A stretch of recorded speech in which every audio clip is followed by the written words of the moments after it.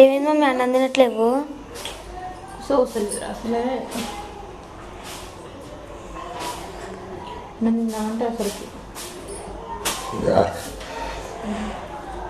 అన్నం అస్సలుగా రావట్లేదంట.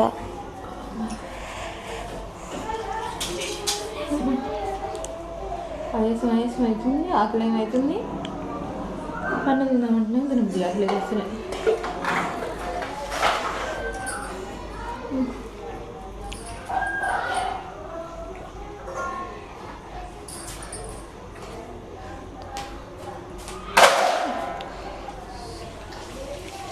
తిని ఏం కాదు, కొంచెం ఉంది అన్నం.